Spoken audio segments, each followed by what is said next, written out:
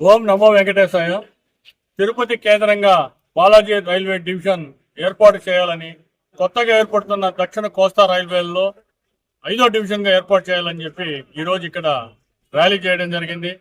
రేణిగుంటలో గత 2 నెలలుగా తిరుపతిలో కచ్చిపే ఆడిటోరియంలో అయితేమి, మళ్ళీ ఒక మేధావుల సదస్సు అయితే ఏంటి, మళ్ళీ ఒక ర్యాలీ పెద్ద ఎత్తున తిరుపతిలో కండక్ట్ చేయడం జరిగింది. సో ఈ తిరుపతి ప్రాంతం, తిరుపతి, రేణిగుంట, చంద్రగిరి ప్రాంత ప్రజలందరి ఆకాంక్ష మేరకు ఇక్కడ కేంద్రంగా రైల్వే డివిజన్ ఏర్పాటు ఆవశ్యకత గురించి అందరికీ అవగాహన కల్పిస్తున్నాము. సో లాస్ట్ మంత్ లో అశ్విని వైష్ణవ్ రైల్వే మంత్రి గారిని పార్లమెంట్ లో రామ్మోహన్ నాయుడు గారు, కేంద్ర పౌర విమానయాన శాఖ మంత్రి గారు ఆధ్వర్యంలో కృష్ణదేవరాయలు గారు, చిత్తూరు ఎంపీ ప్రసాదరావు గారు మరియు తదితర ఎంపీలు అందరితో కలిసి విన్నవించడం జరిగింది. సో ఇక్కడ 30 సంవత్సరాలుగా ఇక్కడ డిమాండ్ ఉంది ఈ తిరుపతి కేంద్రంగా బాలాజీ డివిజన్ ఏర్పాటు అని.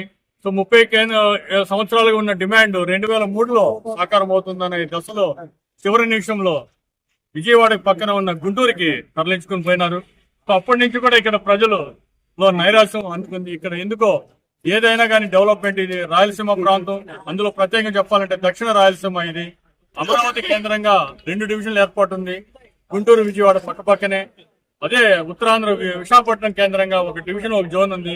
బట్ రాయలసీమ ప్రాంతం, గుంటూరు, నెల్లూరు, ఒంగోలు ఈ తదితర ఉమ్మడి జిల్లాలు 6 జిల్లాలకు కలిపి ఒకటే ఉంది, గుంతకల్లు.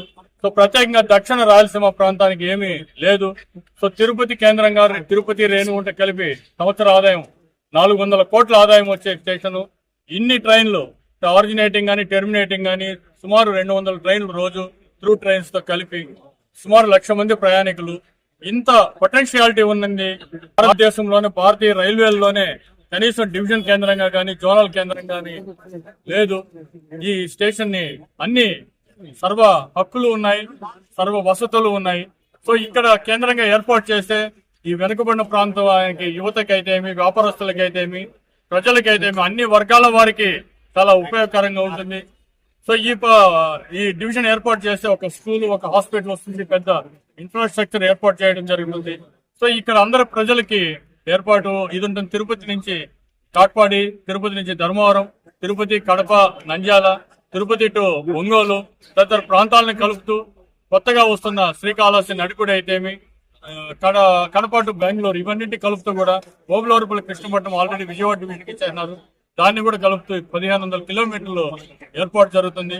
సో గూడూరు, సూళ్లూరుపేట, నాయుడుపేట, సూళ్లూరుపేట, నగిరి, పుత్తూరు ఈ ప్రాంతాలను కూడా కలిపి సత్యసాయి ప్రశాంత్ నిలయము, హిందూపూర్ ఈ ప్రాంతాలన్నీ కలిపి తిరుపతి కేంద్రంగా ఏర్పాటు చేయాలని, ఇక్కడ మరిన్ని ట్రైన్లు వచ్చే అవకాశం ఉంది. ఈ రోజు చెన్నై నుంచి 9 గంటల తర్వాత ట్రైన్ లేదు, 7 గంటలకి లాస్ట్. సో ఇక్కడ ప్రాంత ప్రజలంతా షాపింగ్ అయితే హాస్పిటల్స్ కి అయితే అన్నిటికీ చెన్నై దగ్గర 2.5 hours జర్నీ. సో అక్కడి నుంచి కూడా సరైన ట్రైన్స్ లేవు. సో ఇది భారతదేశంలోనే ఒక పవిత్ర వైష్ణవ క్షేత్రము. సో భారతదేశంలో ఇంకొక శైవ క్షేత్రంగా ఎత్తుకుంటే వారణాసి చెప్పుకోవాలి. So point to point Tirupati to Varanasi train లేదు.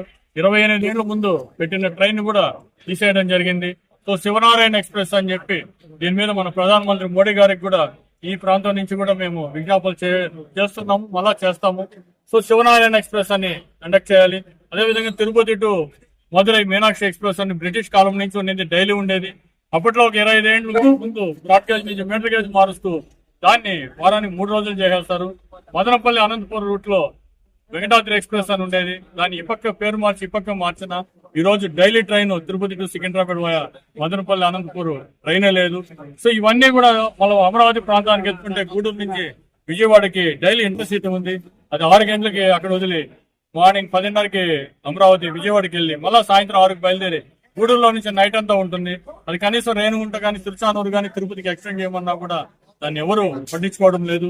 మేము దీన్ని శాంతియుతంగా ర్యాలీల రూపంలో, బంద్ రూపంలో, నిరాహార దీక్ష రూపంలో కూడా ఈ ఉద్యమం తీవ్ర రూపం దాల్చి మన ప్రభుత్వాది నేతలు, మన రాష్ట్ర ప్రభుత్వాది నేతలు కేంద్ర ప్రభుత్వం దృష్టికి వెళ్లి సాధించుకుంటారని, విశాఖ ఉక్కు ఆంధ్రుల హక్కు అని ఏ విధంగా పోరాటం జరిగిందో, ప్రైవేటీకరణ ఏ విధంగా ఆపుకున్నారో, జోన్ కూడా ఒకప్పుడు దాన్ని విశాఖపట్నం జోన్ కూడా క్వశ్చన్ మార్క్ అయిన దాన్ని కూడా ఏ విధంగా సాధించుకున్నారు, అదే స్ఫూర్తితో ఇక్కడ ప్రాంత ప్రజల సమైక్యంగా స్వచ్ఛందంగా పాల్గొంటున్నారు.